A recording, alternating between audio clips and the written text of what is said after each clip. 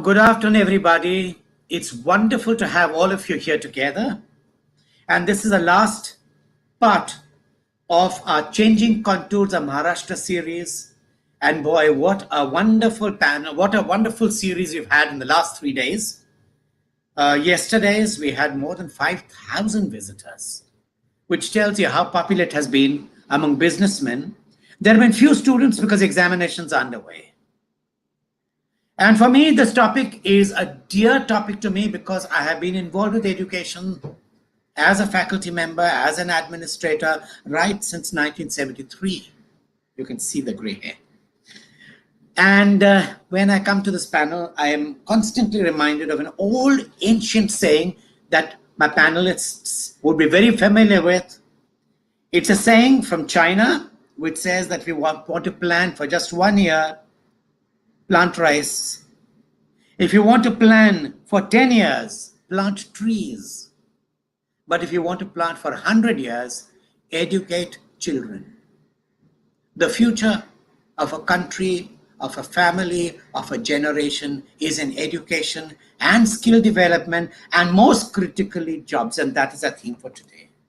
That is why, without saying much more, with fondness and with reverence, I am there in the midst of a very august panel, and I'll start telling you why they are wonderful. I begin with the first speaker. Our first panelist will be Sujata Saunik. She is the Additional Chief Secretary in the Skill and Entrepreneurship Department with the Government of Maharashtra. She is also adjunct faculty of the Public Health Foundation of India and serves as a member on the Advisory Council of the Mumbai University. In addition, she has an amazing profile. She became an IS officer in 1987. She is a Takemi Fellow from Harvard University. She is a research affiliate at the Mittal South Asia Institute, where she worked on issues at the cross-section of public health, climate change and disaster management, focusing on insurance-based healthcare model of Maharashtra. She's worked in various capacities. Most important of them are Principal Secretary on Public Health and Financial Reforms. She is also part of the Oxford Policy Management Study, which looked at outlays to outcomes for two key government departments, Women and Child and School Education.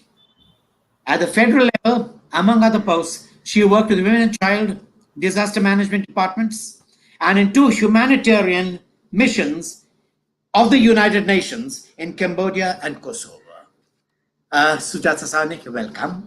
But let me introduce the other 2 panelists and then proceed with your talk. Our other eminent panelist is Dr. Ramesh Bhatt.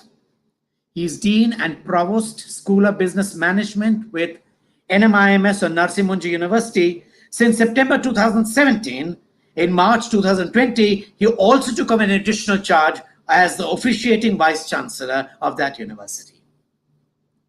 Earlier, he served as Professor of Finance at IIM Ahmedabad, and at this institution, he also held at different times several positions that included Management Development Program Chairman, Executive Chairman of the W1 Management Systems, a co-founded company. He was also adjunct and visiting faculty at ISB Hyderabad and University of North Carolina at Chapel Hill. He was with IIM Udaipur and worked at the Institute of Chartered Accountants of India and Sri Ram College of Commerce. He has also been in consulting assignments with DFID, Delhi, Northern Netherlands, and a host of other organizations. The list is very long, both in India and overseas. He has a PhD and a master's degree in finance from Delhi School of Economics and a bachelor's degree in accounting and finance from Hansraj College. Like Sujata Saunik, he too is a Takemi Fellow in International Health from Harvard University. Welcome, sir. It's great to have you with us. Thank you very much. Thank you. It's a pleasure. Our third panelist is a person I've been dying to see for the last few years because I've heard so much about Singapore's work in vocational education that I wanted to meet someone, and I'm glad Mr. Lim is here with us today. He is the Chief Operating Officer overseeing business development operations at ITE Education Services, in short, ITEES, a subsidiary and consulting arm of the Institute of Technical Education, ITE, Singapore. He has more than 26 years of experience in the field of technical and vocational education and training, TVET for short, and he spent 14 years championing TVET development in many, many countries. The list is long. With rich experience of knowledge in managing cross-border TVET projects, Mr. Lim is well-versed with the development of TVET across Asia, Africa, and the Middle East. Today, ITEES is a global partner of choice for TVET development with projects in more than 27 countries. That is why I didn't read the list of countries out. Okay. There are international engagements. These international engagements have significantly helped transform and upgrade the quality and standards of skill development worldwide.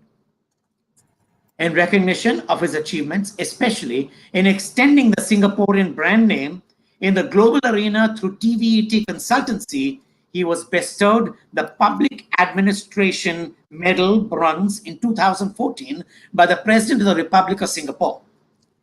He is an engineer by training.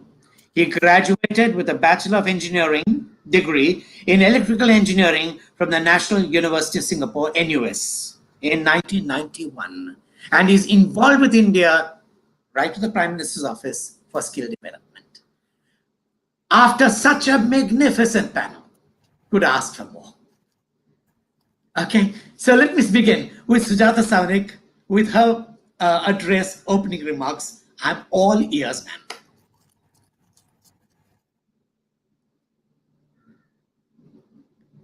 And I'm indeed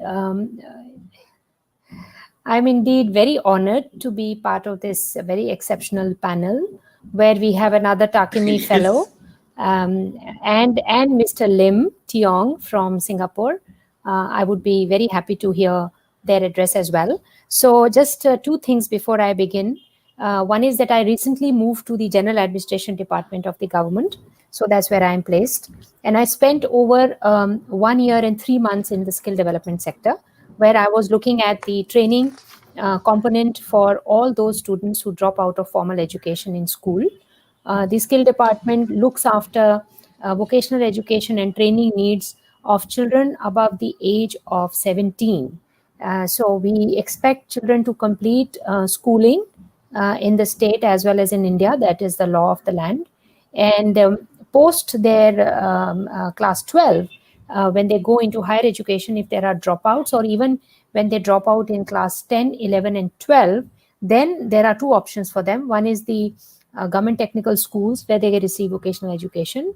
And then there are very well-designed 2-year courses in the ITIs for other vocational education programs. In addition, from 2014, the government has started short-term training courses, which are certified and recognized courses by the NSDC, the National Skill Development Council. These courses range between 3 to 6 months, and they are available through vocational training partners, who are all private partners, and these courses are short-term. So there is an option of both long-term and short-term. I will expand a little bit more about the challenges of this kind of training program a little bit later. Let me now begin with the main part of what I want to say today. First of all, I must say that it's a very apt topic. So many people have heard about Smruddhi, but they don't really know what Smruddhi stands for. And for people to understand that actually it is about a road being built, then the usual reaction is, so what's the big deal? I mean, isn't government supposed to make roads and connect different towns and cities?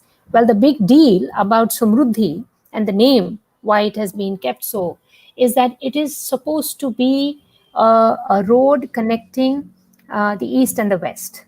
For those who are not aware of the geography of Maharashtra, it is, in terms of area, It is I think the second largest area after Uttar Pradesh. And in terms of population also, it stands at 119 million today.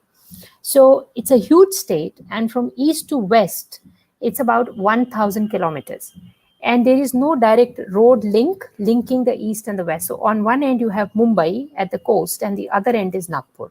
And this road runs from Mumbai to Nagpur, going through 22, I think, different townships, which are supposed to develop along this route. And it is also supposed to give impetus to not just industry per se, but also agro-based and processing industries, because Maharashtra is basically an agrarian economy. And you find that value addition to agriculture produce is also something that is linked to the construction of this road. Now, I know I come at the very fag end of these webinar series, and other speakers before me have probably given you much more information than I have today in my opening. So you've heard the origin of the road, and you've heard about the agro-processing zones, and the third webinar focused on industrial clusters, townships, and IT. So this was just me trying to sum it all up. Now, why we feel that Samruddhi, as the name suggests, will bring prosperity to Maharashtra and to the people living along this road is because there is a plan to create clusters, new townships around, like these will be greenfield projects all around the road as it winds its way. It's about 750 kilometers. Not only does it shorten the journey, but it allows farmers along the road to bring their produce more quickly to the market. And these clusters can function very effectively because they will have better connectivity. That is the whole thinking behind such a project. Now, I would introduce skill development and training as the third pillar, as the fourth pillar in this journey, which is following infrastructure, industry, and agriculture. Because when you're building a new township, there will be new types of job roles that will open up. There'll be new demand for those jobs, and you need to be ready to be able to fill in that gap. So this is the whole point of the discussion today. And we are trying hard to reach out to the industry and bring industrial partners on board with us. For example, in Aurangabad, there is a tie-up with the CMIA, the MCCIA. These are all different types of industrial consortiums and chambers with whom we want to have a tie-up and take the lead in developing training centers, which will be able to provide the training for the job roles that will open up in these areas. So it's a collaboration between government departments as well as the government infrastructure available for training, such as the ITIs and polytechnics, along with the requirement of the industry. So as I hope I have been able to bring it out right now, is that the linkage with industry is very, very important here. The market is changing so fast, especially in this pandemic, when there is such a big lockdown and a slowdown, that it's important that we partner effectively with the industry, who have better idea of what are the requirements that they feel are opening up in these areas. So according to a report, India's unemployment rate has skyrocketed to a staggering 27.1% since the lockdown, especially in the metropolitan cities. An estimated 12.2 crore people have lost their jobs because of the COVID-19 pandemic. And employment in micro, small, and medium enterprises, as well as in the unorganized sectors, are said to be the worst hit. This has led to thousands of migrant workers stranded, and also stranded in the sense, not stranded midway, but they have left their jobs and gone back to their place of residence or origin, and probably not able to return quickly to the jobs that they were holding. And so almost 75% of this 12.2 crore people who have been affected, there were small traders and wage laborers. And this is one sector which has been the worst hit. Now, some of the other pandemic affected sectors are food service, travel, retail. I think travel and retail are the hardest hit. Door-to-door sales also, recreation, fitness, wellness, and real estate. People are scared and don't want to invest in anything because they feel that they need to save money for medical expenses.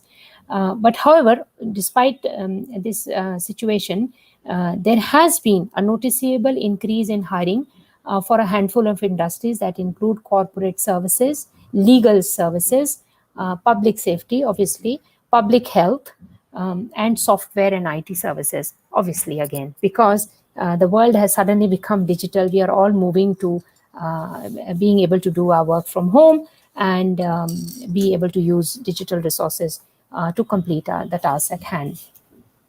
So, what is the post-COVID world going to look like? More and more businesses will be looking to build processes online. There also might be a few business models which will evolve in ways to leverage the possibilities and opportunities of the digital medium. I think the private sector has moved very quickly in this direction. The government is trying to build its capacity to be able to deliver services digitally. And you will find that in Maharashtra, many of the urban local bodies, the municipal corporations have made efforts to be able to provide digital services from their websites. So what is it going to lead to? It's going to cause an increase for demand for web developers, cloud computing specialists, cybersecurity professionals, and people who are just very good with the computer, to put it very simply. So it's important to also develop educational institutions which would be able to address the industry requirements in the region. Now, what I feel for any government to be able to quickly adapt to a growing situation, and we have not seen the end of COVID-19 yet, requires a lot of quick decision making. Usually that does not happen so quickly. So we rely more and more on the industry to be able to fill in the gap. Most of the large industries in Maharashtra run their own training institutes. So we tried through the skill development department to reach out to not only the domestic industry partners, but also the foreign industry partners here. We have a sizable presence of Swedish, German, French, Japanese, and American companies in different regions of Maharashtra. And the idea was to invite them to indicate the job roles for which they will be doing immediate hiring.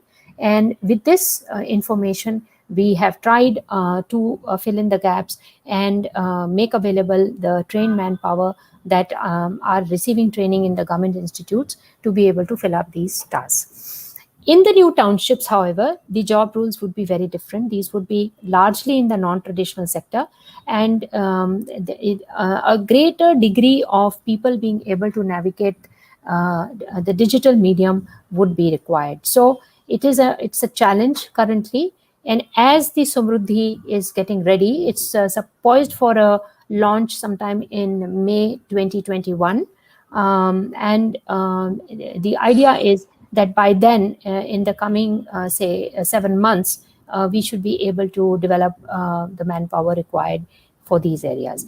What it also does is it gives an opportunity to Maharashtra to bring about a vocational training landscape just like it exists in some of the other countries. I would like to quote Germany as an example, where the integration between vocational education and industry is very, very good. And they bring vocational education at par with regular formal education, and the children are given the choice at the school level itself to decide which particular channel they want to take. So now is an opportunity in Maharashtra to similarly take up vocational education in a big way and give it the respectability that it deserves. And we don't need everyone to have multiple degrees. We need people who are also very good with their hands and be able to perform jobs which will give them a decent standard of living and a certain livelihood that they enjoy doing. So to summarize, the industry and institutes need to work in a cohesive manner to meet these objectives set out in the Samruddhi project. Local industrial bodies have to proactively lead these skill development efforts in order to meet the evolving requirements of the industry. And local associations and government, including industry, have to collaborate. The key word is collaboration. I will end here, Mr. Bhaskar, and I'll be happy to take questions. Thank you. And I'm going to come back to you with questions because I've got lots of questions now about vocational education. Sure. Okay, can we have the second speaker? And that is Dr. Ramesh Bhatt. Dr. Bhatt? Audible? Yeah. Am I Yes, audible? very, Yeah. very well. Thank you very much. Well, thank you very much, Mr. Bhaskar, and very nice to share the stage with Sujata. We are the same alum from the same program of the Harvard TechAmi Fellow, and Mr. Lim. Very nice to meet him on this very interesting uh, webinar, which is part of the Smriddhi webinar series, which I think the Free Press has been able to put together very appropriately. And I think I just had the privilege of watching one of the episodes yesterday. It was brilliant and with a lot of information and knowledge. So, well, thanks to you for doing such a great work and organizing this thing. Well, today's topic, which is education, skill development, and jobs, I think within the context of the Samriddhi project, it is very appropriate, very relevant, because uh, as any project, particularly for the state of Maharashtra, is going to need a lot of trained and skilled manpower to handle the complexities of and the challenges of this development, and make sure that the objectives which they have laid down are very well achieved within the time frame they have provided. So I come from the one of the largest not-for-profit, not non-governmental university. It is NMIMS University, which was established in 1981 and has almost 4 decades of experience in creating the skilled manpower and addressing the challenges of skill development across the various sectors in the country, and particularly in the state of Maharashtra. We started with 4 professors and 40 students in 1981, and today we are more than 20,000 students and more than 800 faculty members, uh, multi-location campuses at 8 places, and the university has grown with 20 schools, which impart the education and knowledge in the different and diverse fields. And I'm going to talk a little bit about the emerging needs which is going to come out of this project, and how NMMS is going to contribute to this development process in times to come. Well, education, skill development, and jobs, uh, they are very much interconnected, interrelated, and feed one from the other, actually. Education institutions primarily are the institutions which have the responsibility of knowledge creation and delivery of that knowledge to the students, so that they get the necessary skills and competencies to be very useful to the uh, jobs and career options which they choose, and create the value. That is, I think, the basic objective of the educational institutions. And education, we always believe, must also focus on the skill development. So in skill development is an integral part of the education process. And but along with that, we also try to see that the students are developed into the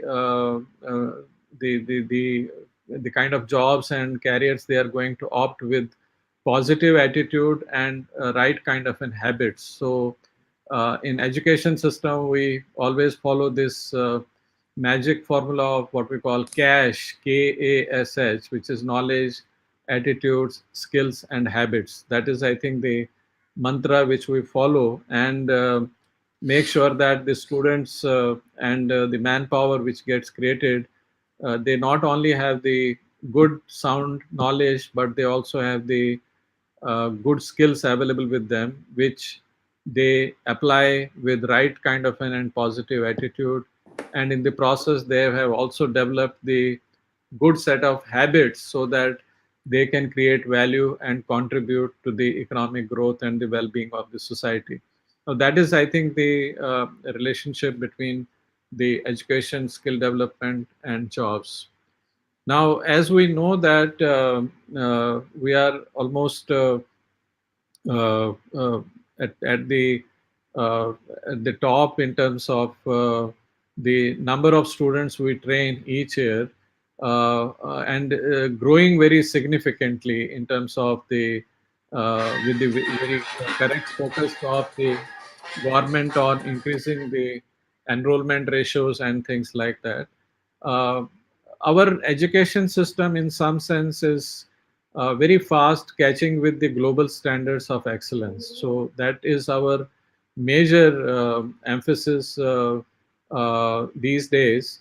And the testimony of the fact is that many of the institutions which are in Maharashtra have started getting and receiving the good accreditation from the global agencies which accredit the institutions across the world. Regarding my institution, I may say that the NMIMS has got received the AACSCB accreditation from the USA for recognizing the quality of the management education which impart. And then there is another accreditation for the engineering colleges called ABET accreditation, which 5 of our programs in the NMIMS University in engineering college have received that accreditation. Now, these are, I think, the testimony of the fact that somebody from outside has come and looked at our curriculum, looked at our the process of delivery, and then awarded these accreditation to us. And there are, in some sense, we may say that we are among the top 5% of the institutions globally after these receiving these accreditations. And there are many institutions in Maharashtra which are, I think, in the process of getting the accreditations. And accreditations are important because they bring a lot of responsibility on the institutions to maintain that accreditation in the long run, which is itself a kind of an reinforcing factor to ensure the standards and the quality of the program. Now, Maharashtra has the tremendous advantage going forward in future because you in Maharashtra you have the very high concentration and critical mass of talent, not only the students but also from the faculty side. You have the some of the best institutions in the Maharashtra. One very important factor which I would like to know, which I'd like to state here, is that the industry interface, because you have all the best of the companies located in in Mumbai and Mumbai around Pune, various places.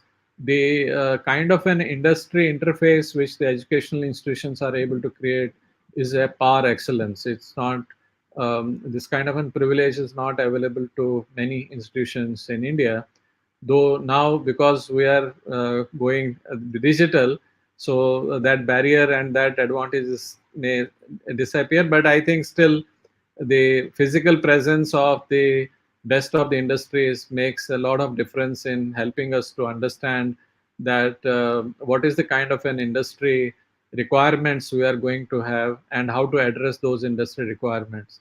Like in our university, we have a lot of interface with the industry. Most of the industry participates on our board of studies, helping us to guide us that what kind of an curriculum we should be delivering to the students, so that the ability of the students to make them job relevant and job ready, the chances are very high because our course curriculums are really oriented towards the industry kind of a thing. The Maharashtra and particularly Mumbai also plays very important role for the academic institutions, particularly because of its location and the best of the industries which are present here, to explore, to research, and to create the new knowledge. I think that is one of the very important advantages. And over the years, the kind of an governance which we are now seeing in the academic institutions, that is also changing fast. Institutions are getting autonomy from the government. Rules are becoming liberal, and they are in the process of developing the programs and developing the curriculum which are not which are very relevant to the industry at this stage, and regularly it happens. Otherwise, we used to see that the curriculum of the universities get revised after several years when the concepts and the techniques and tools and skills set which are imparting have lost its relevance in the industry. But now these days, I think it is more or less something what we call the online kind of an changes which are happening and taking place in the curriculum. The one important factor which I would like to mention and tell the audience that our university, NMIMS University, has 8 campuses, out of which 4 campuses are located in Maharashtra. We have a campus in Mumbai, we have a campus in Navi Mumbai, we have a campus in Dhule district, and we have a campus in Shirpur.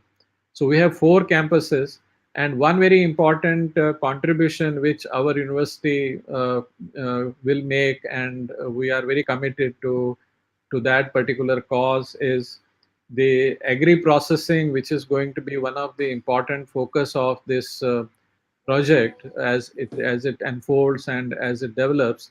And keeping that in view, 2 years back, we initiated a process of setting up the agriculture school in our Shirpur campus. It is going to be the modern agriculture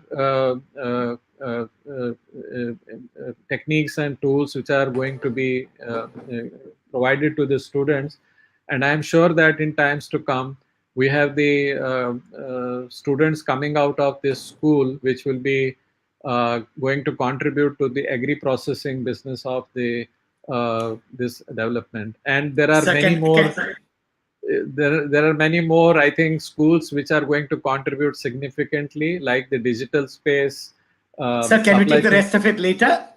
Sure. Yes, sir. Thank you very much. Thank you very much. Okay. Sorry, I had to cut because I want to take up the interaction later, and we'll come back to you, sir. Sure. Can I request Lim Tiong to come in with his address? Yes. A very good afternoon. And for depending on where you come from, a very good evening. Yes, thank you, Mr. Bhaskar, for hosting this session. And I'm very happy to be able to share the same stage as very distinguished panelists from esteemed university in India, as well as from the government of Maharashtra. So thank you very much for this opportunity. I want to first of all congratulate the organizer for a very successful webinar that you have hosted. And I also wish to congratulate the Maharashtra government for this very massive project to build this 701 kilometer expressway with 24 interchange. And along with it comes with a lot of infrastructure development. And I'm also very glad that the organizer has included a segment on skills development. And here we are, although it's the last session, but I believe it's going to be one of the very important topic, mandatory for every massive project that comes along with that will be the need to develop a skilled workforce to support the infrastructure development. Now, first of all, let me quickly give you a quick introduction. I come from the Institute of Technical Education, Singapore, ITE, and we are the consulting arm of the ITE. Basically, our goal is really to share what we have done in Singapore, in particular, in the area of skills development for young people, school leavers, how we have played a critical role in the economic, social, and education development of Singapore. So, by economic development, all right, I refer to industrialization. I refer to creating economic dividends, promoting industries, and all these requires highly skilled workforce to support industrialization, to support employers' need, whether be it in the manufacturing industry, service industry. In fact, in every sectors of the economy, you will need manpower. So here we are talking about demand-driven rather than supply-driven kind of skills development. So we have an end in mind, and that is to support the economy of a developing country or even a developed country. And therefore, in Singapore case, you will notice that we have hardly any natural resources to begin with. And human development, human capital development has therefore become a critical factor in our economic growth. And I must say that right from the very beginning of our nationhood, our government has placed skills development as one of the key pillars of our education system. And in the early years, we focused a lot on giving them basic skills, tackling the unemployment issues, ensuring that there are sufficient jobs, and at the same time providing skills training for young people to be able to take on jobs and therefore support the growth of industries. Another aspect of skills development that contributes to economic growth is where Singapore, being an export-driven economy, requires a lot of foreign investment. So therefore, having a skilled manpower is a necessary part of attracting foreign investment into our nation. And we've been doing that for the last 50 years. And yes, it's going to be the same moving forward. So economic development is something that is always at the back of our mind whenever we train our young people. And secondly, in the area of social development, we all recognize that unemployment can be a social problem if it is not addressed early. So right from the very beginning, having our people trained, equipped with the necessary skills so that they can find jobs, be employed, is one of the focus of skills development in Singapore. So today, we are very happy and glad to say that skills development continue to play a critical role in reducing our youth unemployment rate. And because of our constant drive to equip people with employable skills, that unemployment has stayed low for many years. So that's for social development. In the space of education, we reckon that skills development is a necessary part of developing the whole person. Every boy and girl, we want to develop them to their full potential. And we recognize that every person may be wired differently. They may be talented in different areas. So some may be more in the academic path, but some may be better with their hands, with their skills, with hand skills. So therefore, we want to give every boy and girl a pathway to succeed, not just as in a career, but also as a person, maximizing their talents, their gifting, their knowledge, So skills development is one of the areas we want to build into our whole education of our people.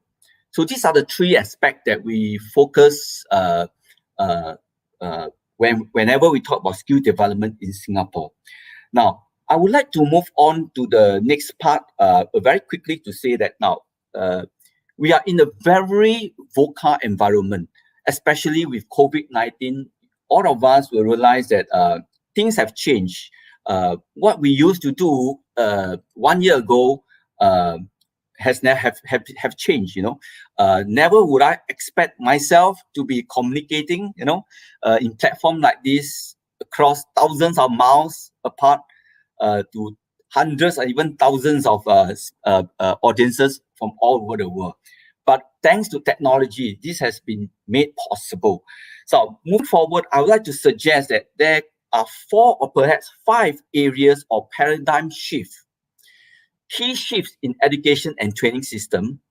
And this is what I've observed over the last 5 to 10 years as we engage in 27 countries around the world in the area of skills development. I have personally noticed there are 4 to 5 different paradigm shifts in terms of skill development. The first one is I'm beginning to see a shift from academic pathway to applied learning.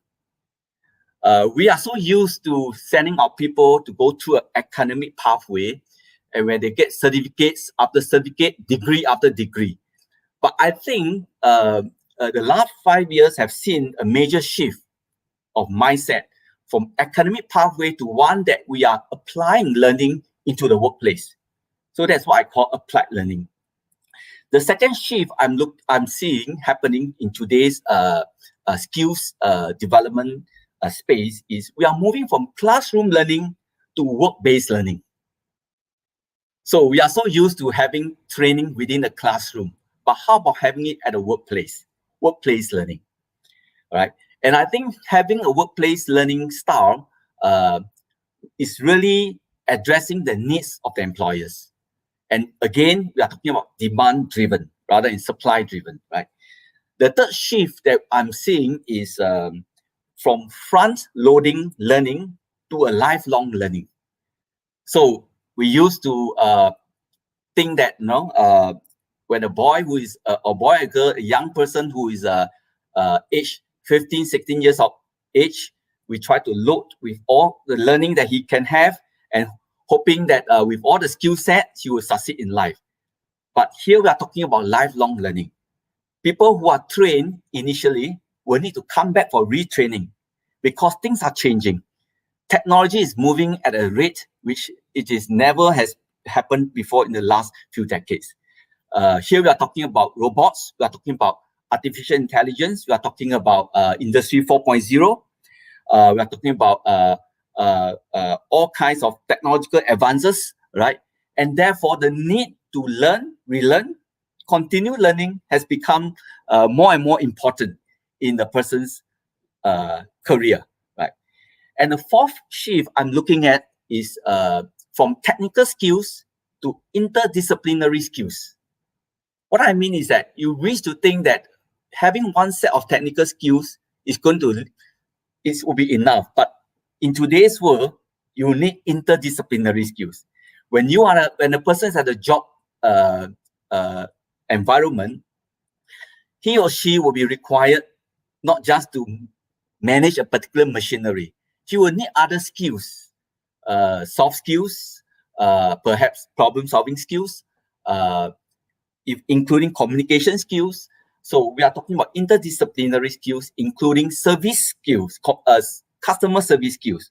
So no longer is a technician just handling the machinery. He or she may be required to manage customers. So from technical skills to interdisciplinary skills. And of course, the last shift, which I'm seeing for the last 6 to 9 months with the COVID-19 and all that's happening around the world, I think we are shifting from center-based learning to electronic-based learning. So we are talking about e-learning. We are talking about interactive platform like this where people share knowledge, where people engage with one another from thousands of miles apart and yet still able to impart that sharing of skills and knowledge. Yeah. So these are the 5 shifts I'm seeing happening, and is catching up very fast, especially in the last 3 to 6 months. And for this, in Singapore, we are also equipping our students, our institution, to manage these changes by incorporating a lot of the technology into our delivering of our technical and vocational training. For example, we have virtual classroom. So when students are not allowed to come to school during the lockdown, what do we do? Are we going to sit back and wait for the COVID-19 to subside, which I think nobody is going to know about it, when it's going to subside? Instead of waiting for that to happen, we actually introduce virtual classroom.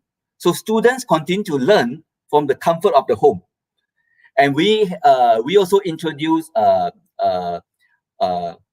virtual reality, augmented reality, including mixed reality into the training programs. So you may not be able to handle the equipment physically, but at least you get to see it in the virtual world. Yes, yeah. So with that, I end my presentation. Yes. Can I? Yes. Thank you. Yes. Okay. Can I have all the panelists on the screen? Because there are 2 reasons why. One, as usual, time is at a premium. I have to make sure the time slots are observed very closely. My apologies to both the panelists who had to cut them short. But the second reason is that Sujata Savnik has an important meeting that she'll be leaving a little early. So that is why I would like to ask some questions critical from the policymaker's point of view and critical from the industry's point of view as well. So first question that I want to ask is both to Lim and to Sujata Savnik, but of course, Dr. Ramesh Bhatt can also join in. But the question is simply this. When your need for skill development is so large, and in India, it's phenomenally large because of the population that we have, because of the needs that we have. One shortcut would be to have a leader in each industry and let the leader give the branding to the course. For example, you're the Microsoft certified engineer. For example, you're the Oracle University certification. For example, you had other players also coming in with their certification.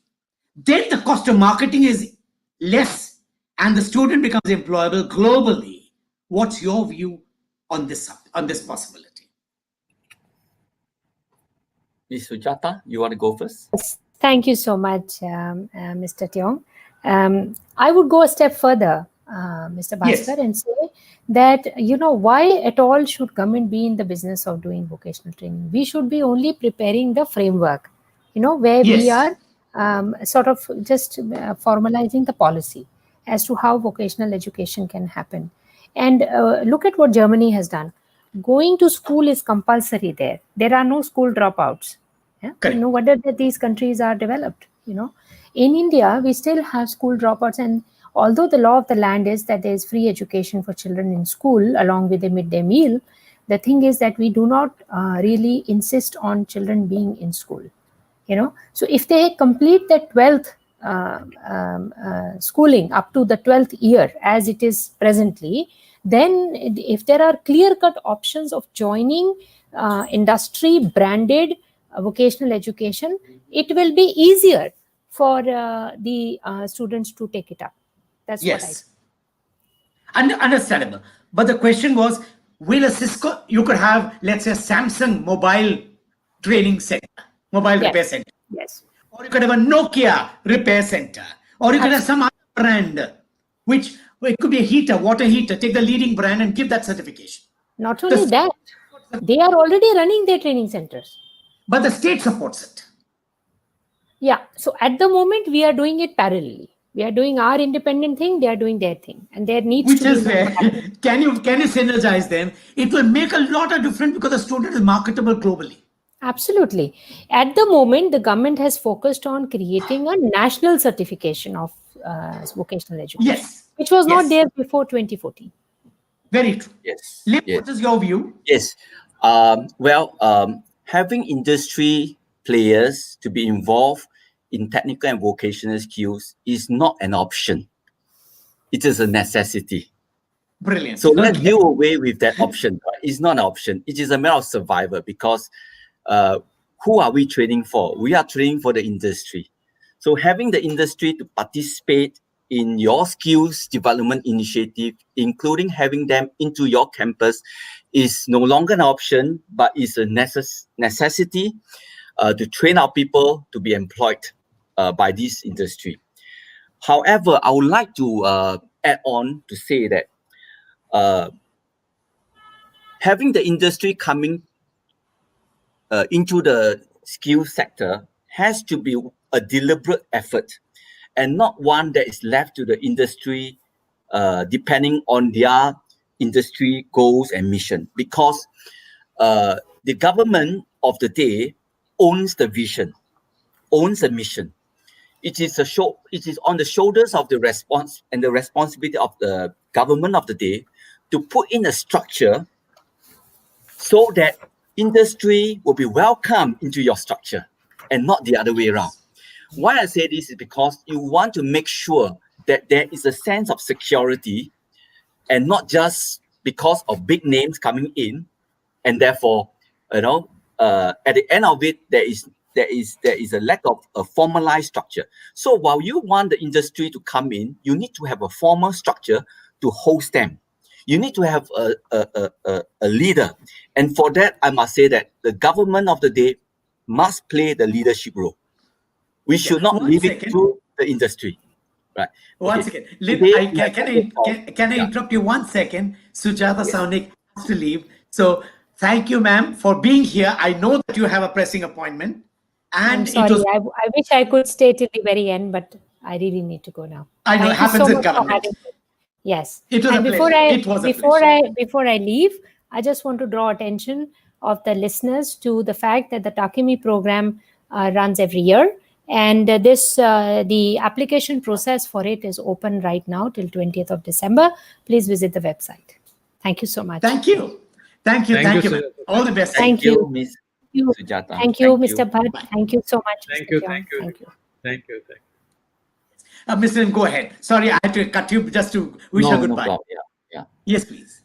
Yeah. So what I have said earlier is that, yes, we need the industry to play a very active role, but they must be guided and led by the government. Yeah. Brilliant. What about you, Dr. Bhatt? Do you have any views on the subject? No, I 100% agree with what Lim and Sujata mentioned. But I would also like to draw your attention, the private sector or not-for-profit sector is also doing a lot of work on the vocational and technical training of the various participants, actually.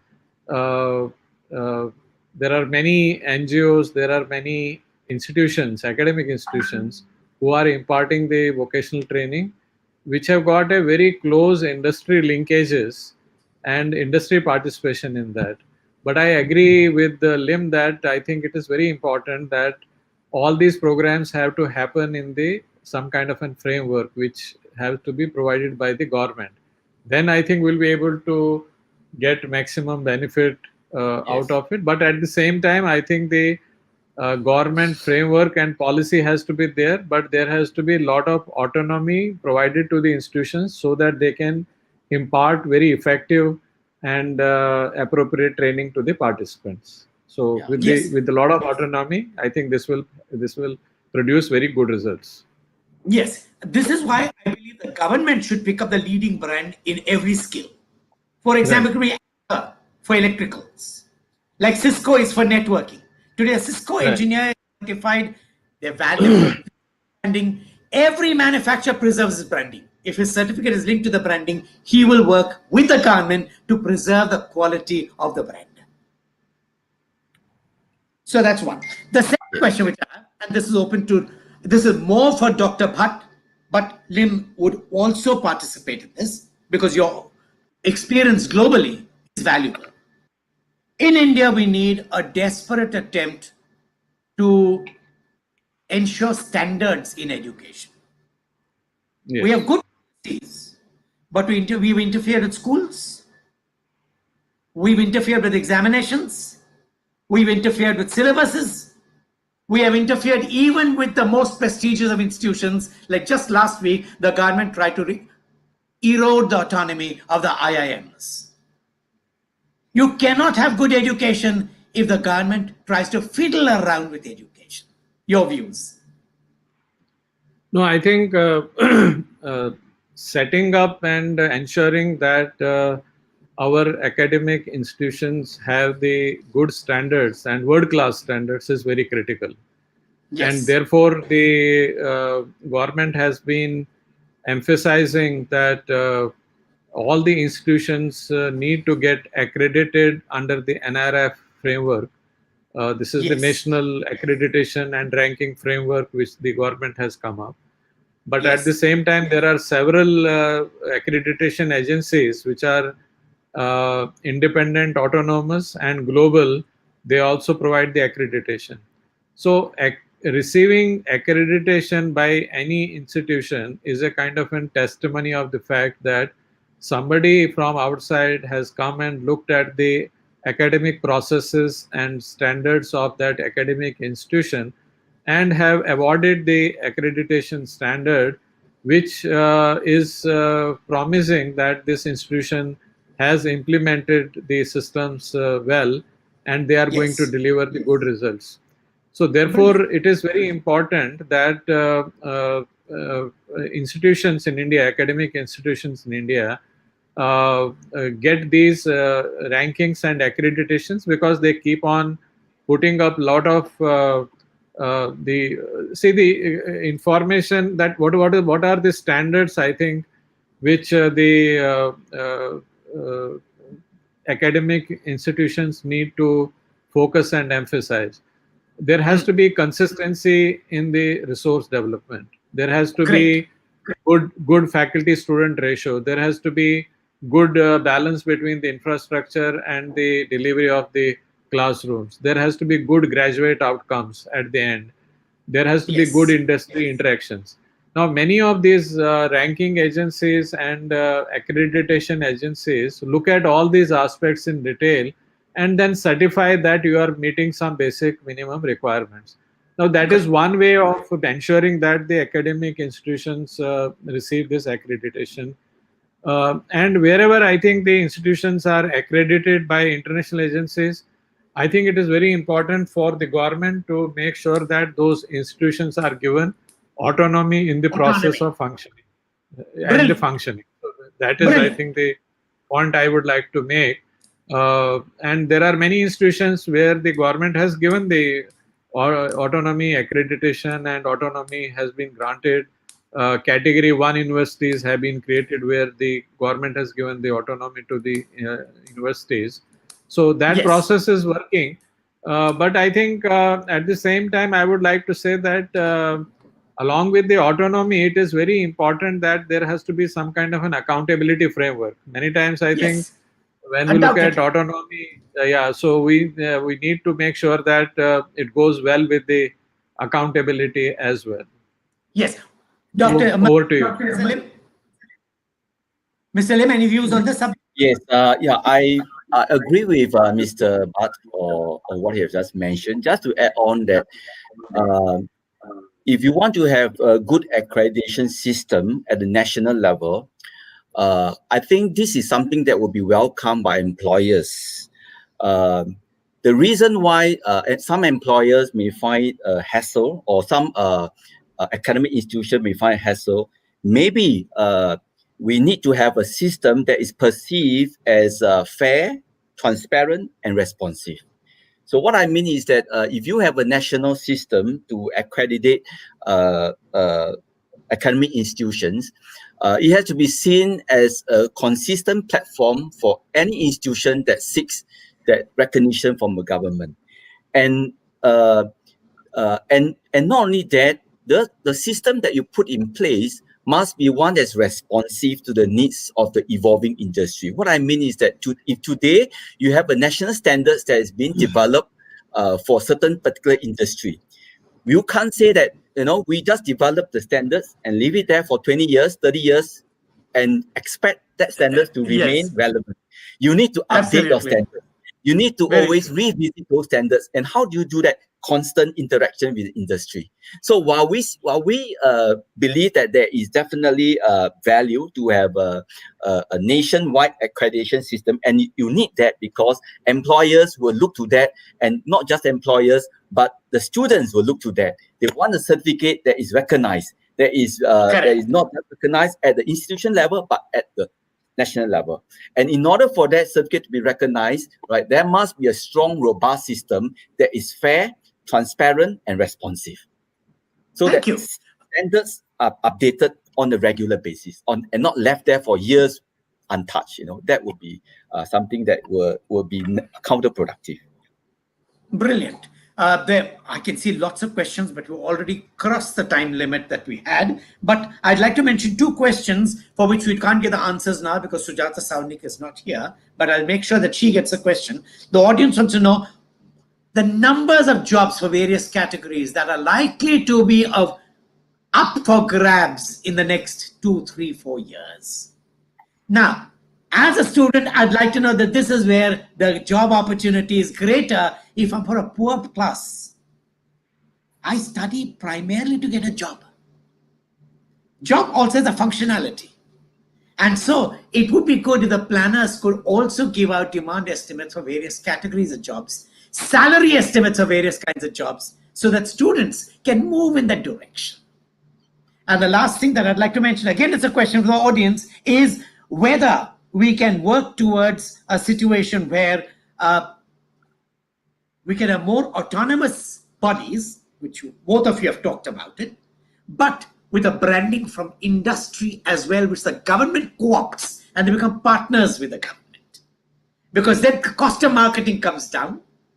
The industry becomes a partner in brand building and standard maintenance. Closing remarks from both of you before we close up for the day. Okay. Maybe I'll just have a closing remark, and that is, I think we are living in a world, interconnected world, where yes, actually there's nothing new under the sky. Whatever that we need to learn could possibly have been practiced by somebody somewhere in the world today, and we just need to get ourselves connected with people from different countries, sharing our best practices, learning from one another. Just in the case of Singapore, when we first started as a nation, we actually learned a lot from the West. We learned from the Germans, we learned from the Americans, we learned from the Japanese. And after 40 years, 50 years of evolving, we managed to develop a system that we can call our own. And it's important because while you can have people coming to teach you, but it's important to develop something that's peculiar to what you need. And this is exactly what we have done over the last 40 to 50 years. And precisely the last 10 years, especially the last 10 years, right, we have actively engaged in 27 countries with this mindset, and that is, we are here not to give you the solution, but we are here to work together with you to tailor-make a solution that is suitable for you. So that's where we have so many projects all over the world today. In fact, India is a country that's very close to my heart. We have 4 big projects in Rajasthan. Previously was Delhi, Rajasthan, Assam, Madhya Pradesh, and Odisha. And each of these how many students you train each year, approximately? So in Singapore, we have 30,000 students spread over 3 campuses. So every year, 30,000 students, school leavers. And the projects that we have done for Odisha, we hope when it's launched, it will train 3,000 to 4,000 students a year. Brilliant. Up 5,000 to 6,000. Similarly for Madhya Pradesh, and also for Assam as well as Rajasthan. So we are looking forward to sharing more, right? And I think this is our modus operandi, and that is, we are there to work together with you to tailor the solution so that it is unique for your situation. Yeah. Brilliant. Brilliant. Thank you for the numbers. Dr. Bhatt, closing remarks? Yeah, I think I agree with Mr. Lim. So I think we live in a very dynamic and fast-changing world, And the mantra in this kind of a situation is learn, unlearn, and relearn, actually. So I think this Yes. cycle has to continuously go on. Yes. There is nothing static actually in today's times. So all the skills which perhaps we acquired a couple of years back, they are perhaps outdated today, because Yes. everything has moved to digital world, and therefore I think everybody has to really get trained and reskilled in the digital environment and make sure that he contributes the value to that. So the future is that which is going to be really volatile, very complex, very ambiguous, very interconnected, and therefore I think every time we need to really look forward to see that how we can leverage the technology in my learning process and keep on learning new stuff, new things, new skills, new attitudes, new habits, so that I can excel in this changed new world kind of a thing. So that will be my last points actually, which I would like to convey to the audience here. Thank you. And the last remark that I'd like to make to both the panelists is, if you think there's some new idea that you have for skill development for the audience, for people, keep us informed. We'll be glad to talk about them, because we have people looking for such opportunities, looking for such Sure. information, and that is the future. And thank you both, Mr. Lim. Sure. I Yes. also give the invitation to Lim to, whenever it is possible, to travel to India.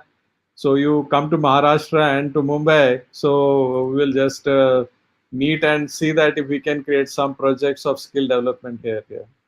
Definitely, sir. Definitely. And if Yes. there's any way we can help you in propagating those concepts, those skills, those courses, do let us know. Yes. Exactly. Yeah. Thank you Yes. very much for being Thank here you with very me. much. Yes. Thank you. It very was much. wonderful Thank you. hearing Keep you. the dialogue going. I'd This love will to be the interact more beginning. with you. Yes. Yes. Thank Thank you. you. Thank you very much.